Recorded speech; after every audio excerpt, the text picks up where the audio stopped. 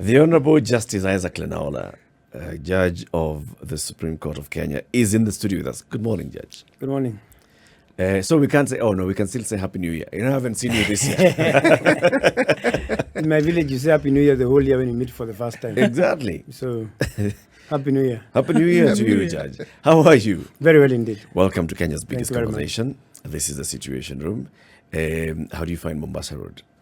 Interesting because we missed the turn and we turned back at JKIA into traffic. Oh, wow. So, well, I'm not used to this road at all, so I'm happy to be here. A little late, but happy to be here. Pole sana. Asante sana. This happens when you miss a turn. Yeah. And there's nowhere else to turn between here and JKIA. No. Nowhere else to turn back. Yeah. Now you can imagine people who live anywhere around Thika Road and they work, let's say at Diamond Trust Bank, which is right opposite Airtel. Yeah. They have to come all the way in the morning, go to the airport and join the people from Sokimau and from Kitengela And from Machakos. and from Machakos. And from Mombasa. Yes. And come to work. Umetoka happy? But it's fast and if you know the roads and know the turn-off, you're Yes. okay. You'll be okay. Yeah. Karibu sana. Judge. Asante. We call that the hot seat of the Situation Room. And every Thursday we have these conversations where we call them hashtag Justice Thursdays. We've been discussing the work the judiciary has been doing in getting greater access for the common man to justice. You chair a committee of ICT and communication. Yes. What does that mean? How many committees are there in the judiciary?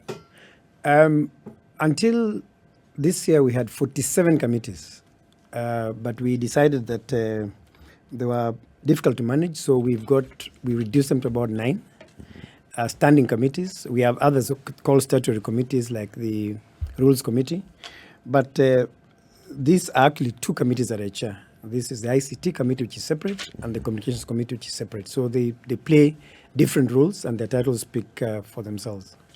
No, they don't.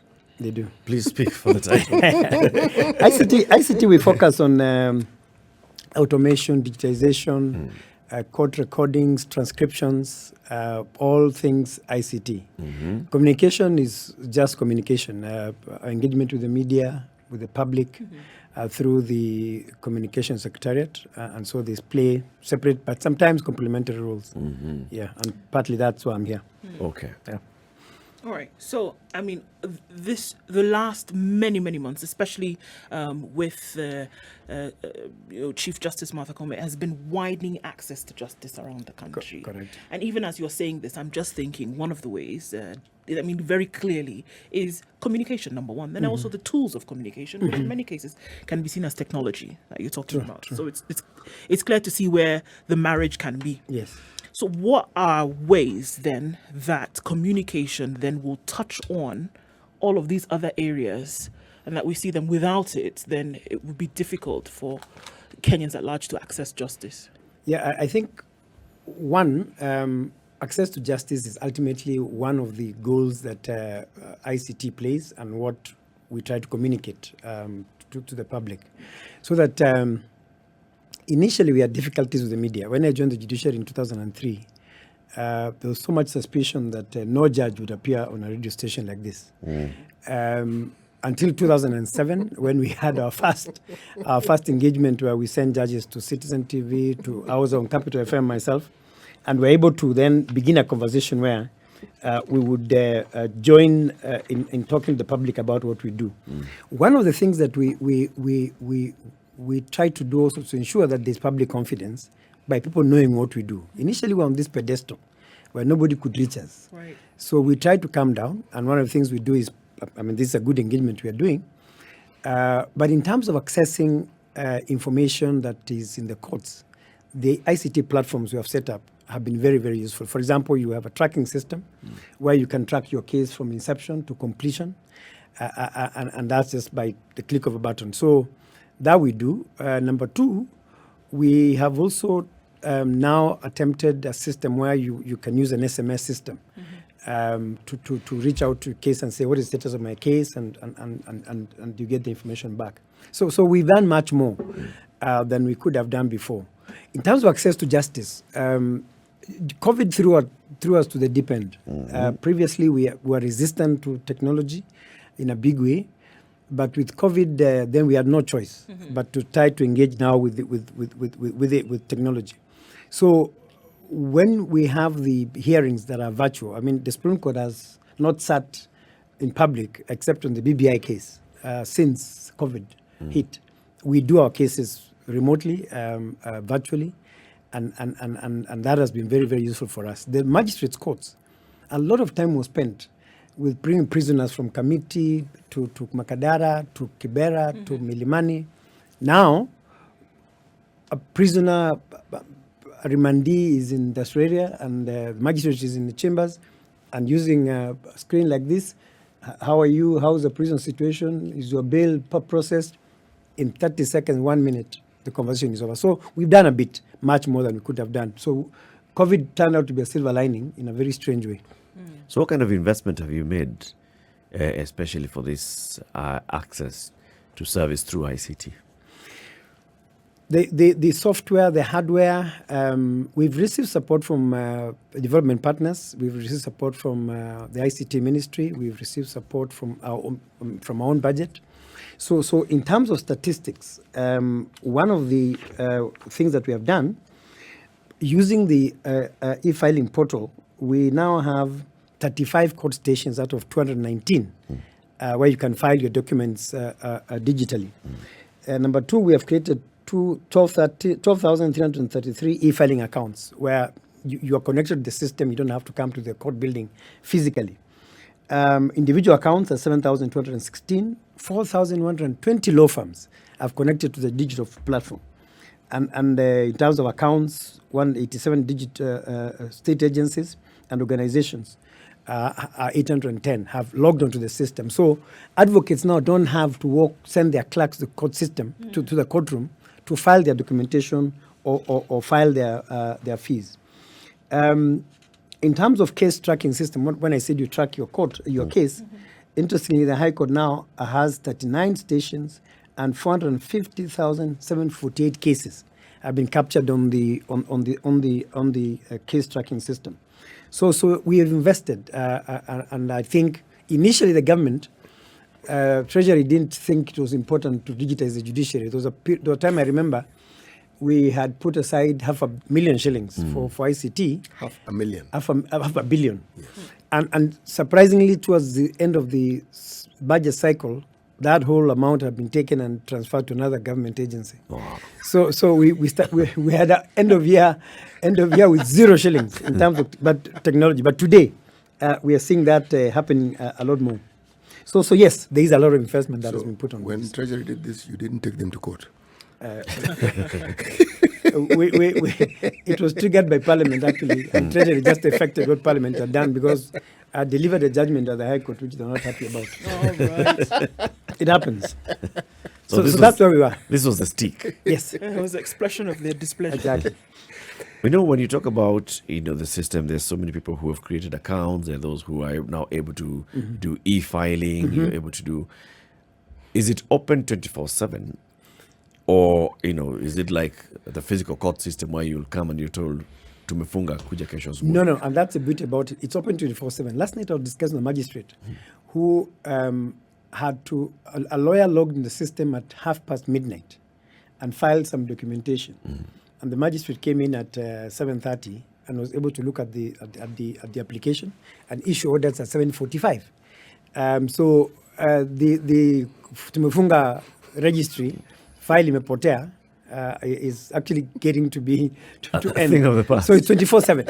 Do you remember at one point, I think 2 weeks ago, an advocate was complaining that someone had logged onto the system at 10 past, some minutes after 10, and they were saying that the system had been compromised. That was a misunderstanding. The system is on 24/7, so you can log in any time. So this advocate thought somebody had compromised the system because they thought the system closed at 5. Right.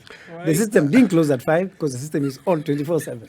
Well, that was, I think, that particular legal officer displaying for the whole world his understanding Absolutely. of the system. I'm talking about that. One of the things we are trying to do now is to ensure that we through the National Council on the administration of justice, and again, I chair the committee of that, the ICT committee there. We are roping in every agency, because you see, if the judiciary runs away too ahead, and you don't carry along lawyers, you don't carry along the AG's office, you don't carry along the DPP, Police. then the system won't be effective, because, like you're saying, ignorance on one side creates a lapse in the system. But I'm happy that all the players are on board their agenda. Are all our prisons connected to this system? Largely, yes. Almost, I don't know of any prison that does not have a system where the magistrate could log in with the prisons. And this was something that we had done right from the beginning. So I don't know. Perhaps the smaller, I don't know any station, because you see, each prison is tied to a court station, except, say, Manyani, but Manyani is where committee, and you see, like, committee has a prison, a court inside committee. Shimalatewa has a court inside the prison. So I think it's working, it's effective. Are you also connected to the police stations? During COVID, the Nairobi courts were connected to the police station, because remandees couldn't be brought to court. So bails was being given right from the police station. So yes, again, the police got involved, but I don't think that works across the country. But Nairobi certainly is way ahead of other stations. Don't you think it should?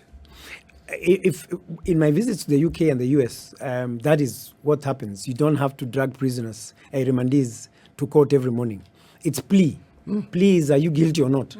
And if you say I'm guilty, there should be with you someone from the judiciary to take the fines and so on. So yes, I think in the long term, that should happen everywhere. It will make life exceedingly easy. And you are released at the police station, not to be dragged to court. You pay fine, you go downstairs, you come up, then you go home. So it's something that we must work on for efficiency. So long as Treasury doesn't keep transferring that $500 million to another ministry. Now you Well, have we are friends now, I think. So we are okay. The writer was, you think. Okay, so before 2007, I mean, if you can do a comparison, before 2007 and now we are 2022, and we've seen, I mean, clearly that the communication plus the technology has been used in a way that it was never before. How would you compare then how justice has been delivered pre-2007 and now? I have been around the system. I joined the bar in 1991. So I'm pretty comfortable in saying that between 1991 and 2007, there were teething problems in terms of access to justice. After 2007, when we went out deliberately to demystify the administration of justice, I have seen a lot more, because when we get feedback from the public, we get feedback from lawyers, we get feedback from the press, we're able to change our systems. After 2007, we had a few hiccups again, but from about 2011, when Willie Mutunga became Chief Justice, and he came in with a whole new mindset in terms of how we should conduct our affairs. I think myself that we've made huge strides compared to when I joined the bar and when I joined the bench in 2003. So yes, we've done a lot more, and the public, if you look at even the ratings of the judiciary in terms of access to justice, we are way ahead of where we came from. The confidence that the public now has is incomparable with what we found, what we had when I joined. So yes, I think we are doing a better job, and complaints have reduced. Court files disappearing is a much smaller problem now. Delays, which is our biggest problem, is being addressed, and each court now has a performance management engagement, and we track what you do as a magistrate or a judge every single day, and every month we file returns. So someone who's struggling, we're able to put them on track. So we've done a lot more, and the systems are working. One thing that I should also say is that whereas delays in terms of delivery of justice has been a big problem, the Chief Justice, Martha Koome, has just come up with an interesting proposal. And again, I'm chairing the committee thinking through that. It's called peer review. Peer review is where if you find a colleague is struggling with work, family problems, divorce, a drink, your colleagues can sit you down and say, what is the issue? And if it is, for example, a delay in writing of judgments because of particular problems, you are given some time off, you write them. If it's therapy or rehab, you're taken out there. And this has helped. We've done it briefly. We did that briefly in 2009.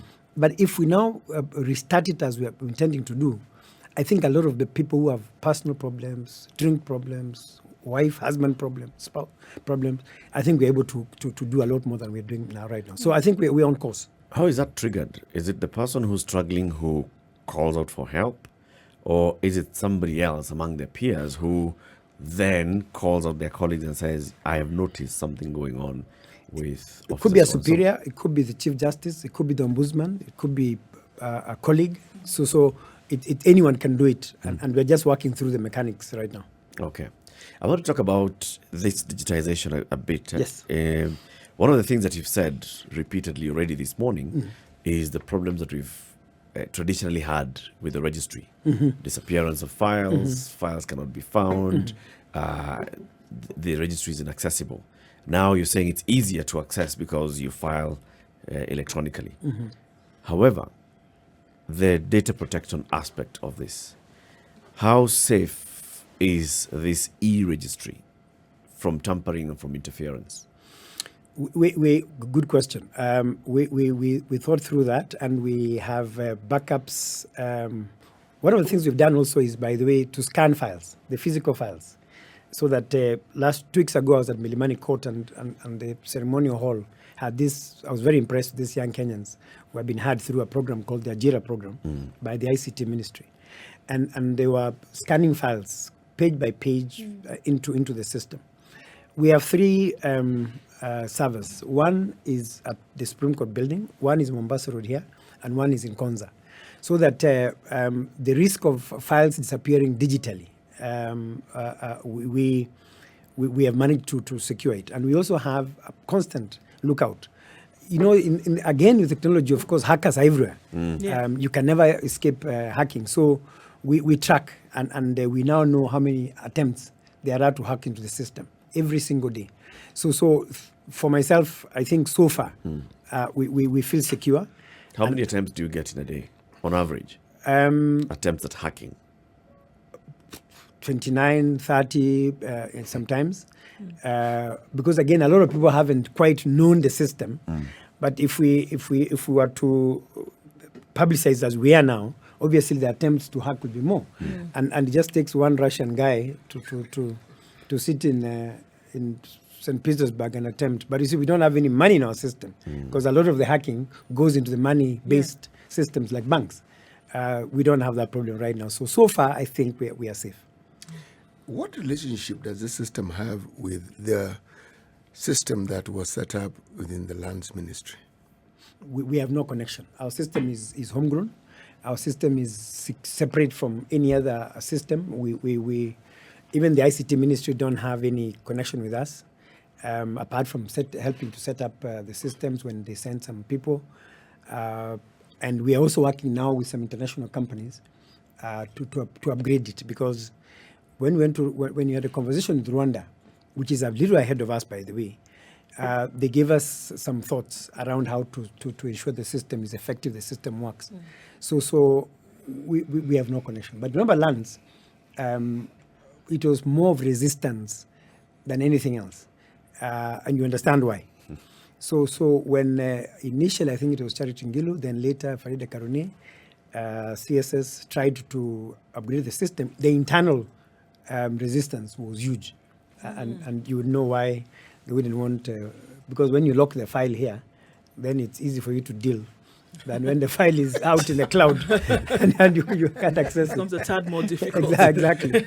So let's take a break on this note. It's coming up to 7:30. This is Kenya's biggest conversation, The Situation Room. Our guest this morning is the Honorable Justice Isaac LENAOLA, Judge of the Supreme Court of Kenya, and also the Chair of the ICT and Communications Committees of the Judiciary. We are talking about how ICT is enhancing access to justice. Remember, we've been talking about the social transformation through access to justice, which is Justice Martha Koome's strategy in her tenure as the Chief Justice of the Republic. We'll be back shortly. This is The Situation Room the only way to start your day. CT Muga, Ndu Oko, Eric Latif. Our guest today, Thursday, the 30th day of June 2022, is the Honorable Justice Isaac LENAOLA, Judge of the Supreme Court of Kenya and Chair of the ICT and Communications Committees of the Judiciary. We are talking about how ICT is being used to enhance access to justice for all in the country. Judge, you've told us about the good work that you're doing in, digitizing the operations of the judiciary. There's also something else that Kenya has tried to deal with. This is the bringing of mobile courts, especially for traffic offences. Can this be one of those routes where you go to a police station, you're arrested by a traffic police officer, you're told, you know what, you overtook at a continuous yellow line. Simple, basic thing. Unaona, yeah, it's true. I'm done. Instead of telling you come to court, peka bail ya 10,000, kuja kotini, you are driving from Ombaso, you're heading to Kisumu, you're told go back to Makueni court on a certain day. Can this happen? I think it's something that we must think through, because if you recall when we had the traffic courts on the highways, Kenyans were happy that, you overspeed and 1 kilometer up the road, there's actually a court in a tent and you pay your fine and you go home. We also must think through what other countries are doing around traffic offences and make it easier, because if you've parked on the wrong spot and then you're dragged to court and spend the whole day going through the system, I think the loss to the economy, the loss to your personal things is enormous. So we must think through it. One of the problems we had, though, was the highways. At one point, the Voi court had the highest backlog of cases, 400,000 cases. And the reason was people would be arrested on the highway. You are taken to the Voi court, you are bailed, or you sign that sheet saying I'm guilty. It is sent to the court. But the guy is in Bukavu because the truck driver. He never comes back. So we keep the file open, but the guy never comes back to Kenya.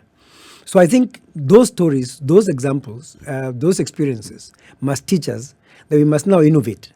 And innovation is precisely that point where we are saying, how do we, for example, digitize traffic pleas, where if you can go to a number, you're given up and say this is your case number, plead guilty, pay by M-Pesa, and you're doing this in the comfort of your house. It's something we must think through. But again, baby steps, will take issue by issue and keep playing with technology, because technology is the present, technology is the future. When you talk about a backlog of 400,000 cases, that is 400,000 cases that represent revenue that is lost. Absolutely. So if it's something that is that important, let me just ask the question, what urgency have you attached to this matter? I'm now speaking as somebody who has been arrested on many occasions for overspeeding. Yes. Should I deal with you immediately? Should we get some on-the-spot justice? Well, no, I settled my issues. I went to court. I'm happy you've done that. Yes, and sorted out this. I think that So you don't have any pending? No, I do not have any pending. No.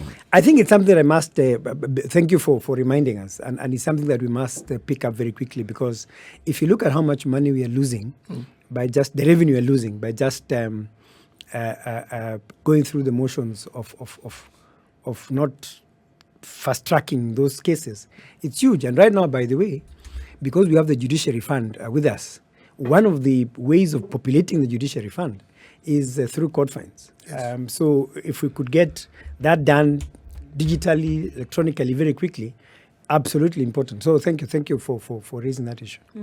How, looking at other agencies that then help to deliver justice, because we're looking at the judiciary, of course, but then we're looking at law enforcement, police and such. How connected then are they to the system, and how important is that? Is it for that to happen, then for also justice to be delivered? Earlier said that we have created the National Council on Administration of Justice, chaired by the Chief Justice. The Attorney General sits there, the DPP sits there, the Police Commissioner, the IG sits there, Commissioner General of Prison sits there. All the players sit there, so that we are moving. We intend to move in tandem, so that none is left behind. Because if one cog in the wheel is not turning, the whole system won't turn. So yes, and so far, I haven't seen myself any weak link in terms of doing this. So that if we innovate around, say, traffic offences and digitization of traffic pleas, all the players will have to come on board, the prosecutors and everybody else. So I think it's a conversation we're having. And so far, with the coming in of Martha Koome, she has been able to galvanize all the players around access to justice. Mm-hmm. We had a huge conference in Naivasha last month. Everyone attended, all the commissions, Human Rights Commission, Gender Commission, IPOA, and we had a very good conversation around these questions. So I think if we continue working like that, in the next 2 years max, I think we should have the system being flawless. We are actually way ahead of some countries. I came from South Africa on Saturday, and I spent time with some colleagues, and although they ought to have been ahead of us because of the infrastructure, when I told our story, they were quite surprised at the pace, because we didn't pick up from zero. We actually plugged in to what was already there in other countries like Rwanda. So I think we are okay. Okay. Yeah. Another thing that we've seen, I think we still see to date, is that we still see magistrates penning their submissions, penning their judgments. Yeah. Stenographers have been questioned in terms of if they can, be present in courts. So a lot. I mean, I don't know what the number is. Maybe you can tell us. Yeah. But a lot of them are still penned. In terms of the digitization of the process of justice within the courtroom, how far are we, and why has it looked this way for so long? To our eternal shame, pen and paper still remain our. But we've done in terms of transcription, where, for example, the Supreme Court, we do not. When you see us taking notes, it's because of old habits die hard. So you still want to pen something which you've had from submissions. Yeah. But in fact, at the Supreme Court and the Court of Appeal, particularly, all the proceedings are transcribed. And so in 48 hours max, you have the proceedings out. And we now, you've noticed that when we do, the interviews are ongoing right now for judges. One of the questions you asked is whether you are technologically savvy. Yeah. Right. And so we are bringing people who already from where they came from are trained in technology. And a lot of judges now type their own judgments or at the very least edit the judgments. We have transcribed already in terms of court recordings, because now you see, because of virtual hearings, automatically the system transcribes. So we've done, as of last month, 15,660 court transcriptions. Proceedings that are being transcribed are 5,357, and 48,000 of the magistrates' courts proceedings are transcribed. The Kahawa Law Courts is the latest, which was the recording system was installed last month. I project myself that latest end of next year, we should have the system fully operational, so that this longhand writing should stop. A judge actually had a problem where his hand just stopped writing because he had written for hours, and it triggered some nerve thing. Carpal tunnel syndrome. Yeah. So he just stopped writing. And the judge now converted the use of his, from that hand to another one, because this one just stopped. The brain waves were just not working. So it's been a problem, but I think myself, it's something that is going to be out of the way soon. And it's a good thing, because it's ridiculous that you are depending on what a judge records. Yep. If tomorrow you come and say, let's read the record, and the judge was half asleep because he's been sitting for 8 hours, what backup do you have to confirm what you've written? So it's your word against the judge. It's your word against the judge, and the judge prevails for obvious reasons. So it's a big problem. But we're heading there. Give us this example of Rwanda. You've talked about Rwanda a couple of times. They're ahead of us. What are they doing? How is it? When Kagame came to power, one of the things he did was he was forward thinking in terms of the whole governance system in Rwanda. And so one of the things they did when the Gashasha courts post the genocide were being operationalized, they quickly thought through the need to have technologies as an enabler of justice. And so they started quite early. and got support from, at that point, Rwanda was where all the donors were flooding to support the country regain its footing. And the result was that then, in terms of the judiciary, they were very quickly able to start their digital program earlier than most African countries. I think, apart from Rwanda and South Africa partly, and Egypt, Rwanda is way ahead. So, but when they came to us the other day, I guess they stagnated at some point, but we were on a takeoff. So they were impressed, for example, about how our court fees we paid digitally. They were still stuck at still people going to the courts.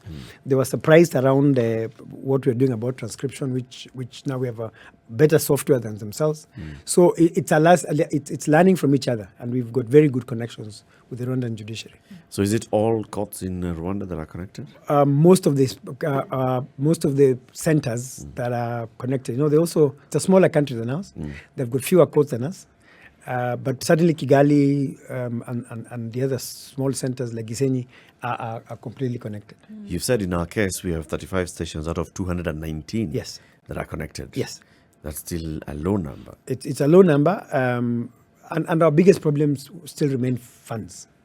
If for example, we get a one-off from government, which says digitize the remaining courts in a year, in one budget cycle, then it's just about managing the software and the hardware along the way. But because these things started 2020, in terms of takeoff, we are heading there. We are doing this Kisumu and the environs. We've just started the program, and we should be able to do the others. So basically, it's Mombasa, Nakuru, Nyeri, and Kisumu that are ahead. But we are heading there. So how much does it take? How much does it cost to digitize one station?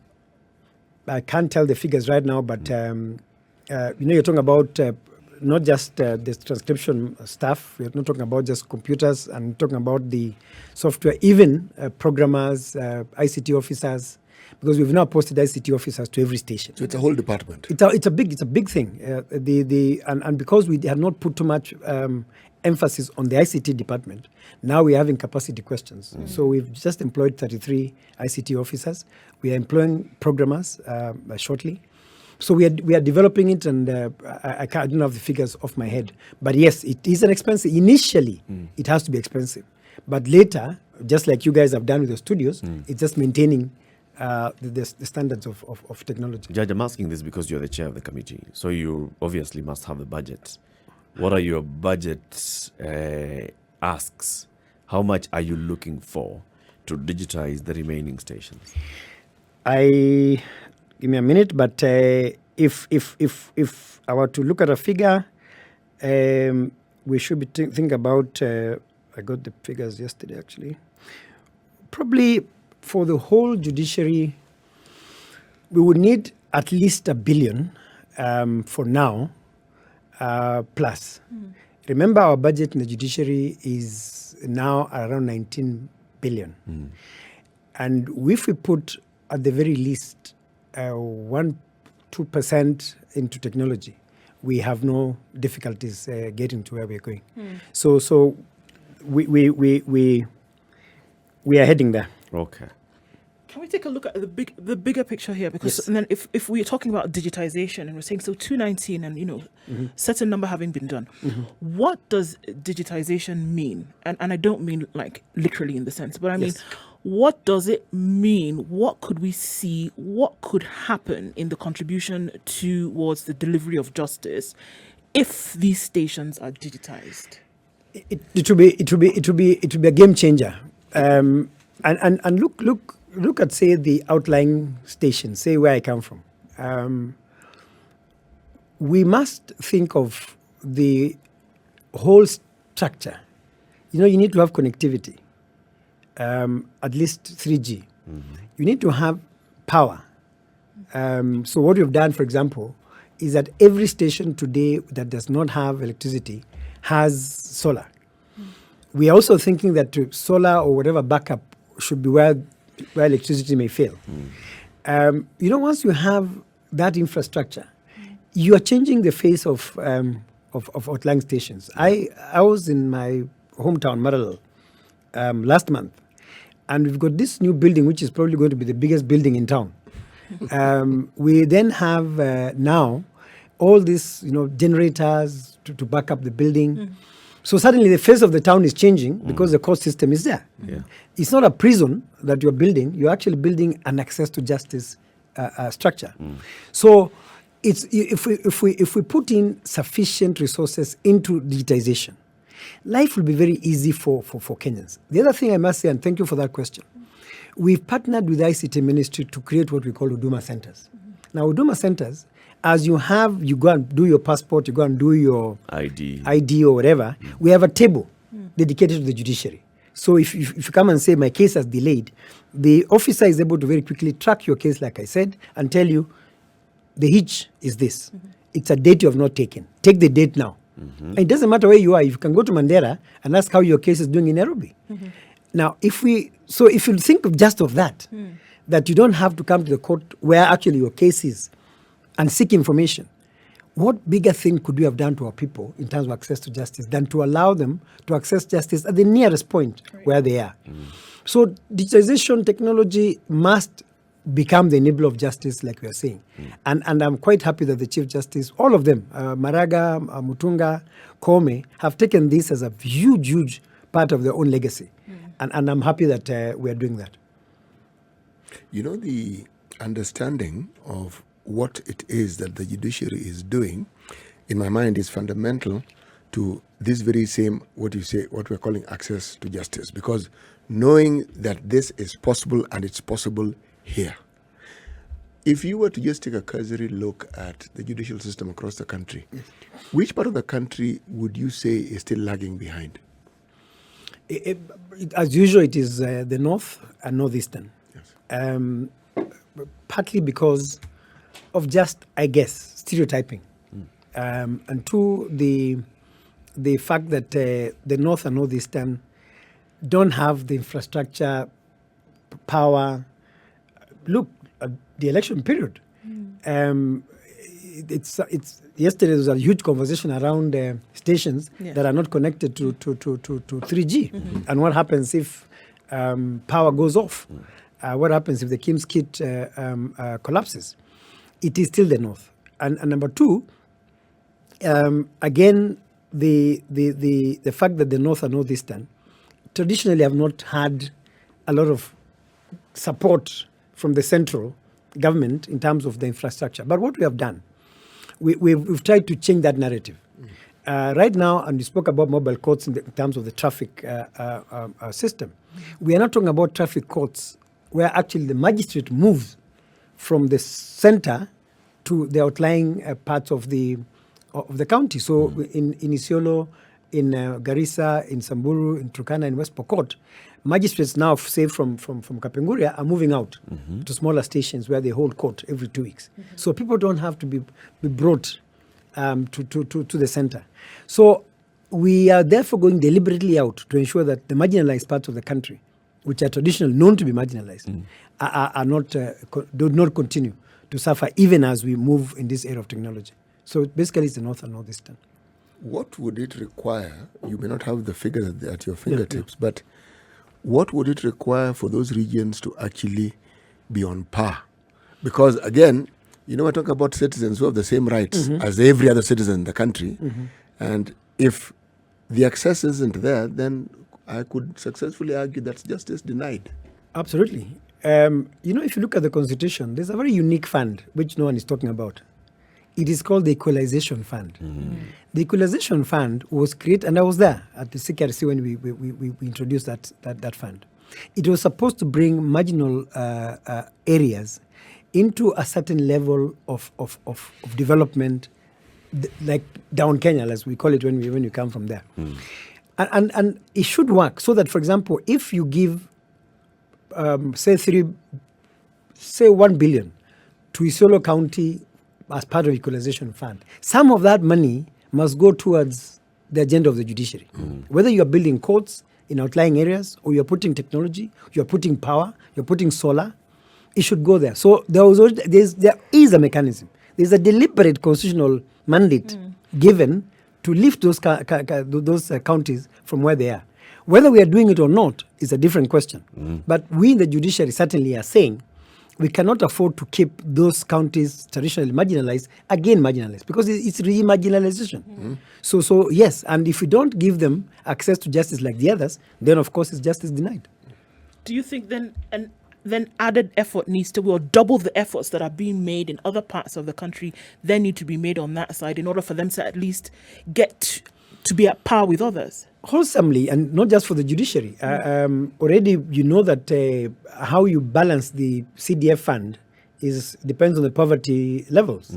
So that your Kajiado is supposed to be pretty... My Loitoktok needs to be brought back. Your Loitoktok needs to be brought in the mainstream. It has to be a wholesome, planned system where we are saying, what is it that is teething Garissa County? What is the problem with Garissa County? And then we make a deliberate measure to ensure that Garissa County is brought to par with the others. But obviously we don't. And we, at least in the judiciary, are saying we need to ensure that we do much more than the other arms of government are doing. And I think we are okay. Let's end the conversation, Judge, with talking about the elections. Yes. All right. So there's a lot of election preparation that's been taking place. First of all, on your committee, the judiciary is obviously expecting to see many more petitions post this election than before. True. What are you going to do to support that? I gather my brother Mohammed Ibrahim was here. He's Yes. in charge of election preparedness. I'm sure he spoke to what his committee is doing. On our part, we had a meeting of both these committees in Naivasha last 2 months ago. And we're asking ourselves the question, in terms of communicating what we are doing as a judiciary, what have we done and what do we need to do? One of the things we're going to do shortly is publicize the checklist for filing a presidential election petition so that the public knows for you to file a petition challenging the presidential election petition, you need to do the following. To be out in the press, and probably I'll come back to do a lot more on that. Number two, we're also saying we need to prepare the country in terms of our own preparedness. So the Supreme Court has been trained, the other judges have been trained, and we are saying we are ready. We do not want a repeat of 2007, 2008, where one of the reasons we had war was because people were saying we don't trust those courts. So one of the things we are doing, including this show, is for us to tell the public we are prepared, you can trust us, we are ready, we are independent, we are impartial, we shall rule without fear or favor. And so that the public is comfortable. And already we are saying this. This is the first time in my adult age that I'm seeing the process is being handled at the legal level. Nominations, qualifications for running. People are not demonstrating as much as they used to do before. Yeah. People are actually going to the systems. PPDT, the IEBC Dispensation Committee, people are dealing with this means, using legal means. And I suspect, and I'm sure, going to the election we shall have the same. In terms of technology, again, we're ensuring that the Supreme Court, for example, which will be at the eye of the storm as usual, is ready. We've done groundwork where the court will sit, how we shall transmit the proceedings. I think we're prepared. And I don't think anyone can say we are not, because, I mean, if a judge of Supreme Court says we are prepared, who should say no? Final question, and we asked Justice Ibrahim, your colleague, on this. Do you think the time that you're given at the Supreme Court to deal with the matter of the presidential petition is sufficient to address this issue? I will say this without any equivocation. It is not. We have said this, we've shouted from the rooftops. During the BBI process, when they engaged the judiciary, one of the things we said is 2 things for the Supreme Court, particularly. 1, increase the number of judges, because 7 is just not doable. Right now, we do not have quorum to sit as a court because we are 7. The Chief Justice and Justice Ibrahim are engaged in the interviews. 1 judge is out of the country on official duties. We have 4. We don't have a quorum because the quorum is 5. So if we were to ask those who should do this, increase the number of judges. 2, give us sufficient time to determine this petition. 14 days is ridiculous. This parties file in 7 days. We hear in 7 days and deliver judgment on the 14th day. Now, we cannot do a scrutiny. We can't do a recount if we wanted to do. We are the first court of call. We are the last court of call. So, are we doing injustice to the public? The framers of the Constitution had in their wisdom gave us 14 days. It is not enough. Judge, thank you very much. Like you said, you'll come back before the election. Let's talk about what the judiciary is doing in terms of preparation for the election and for whatever outcome after the election. Thank you very much for having me. It's been a pleasure. Keep it here for more conversations coming up in the next hour. Judge Isaac LENAOLA is a judge of the Supreme Court of Kenya. He's the chair of the ICT and Communications Committees of the Judiciary. We've been talking about what the ICT and Communications Committees have been doing to enhance access to justice for all.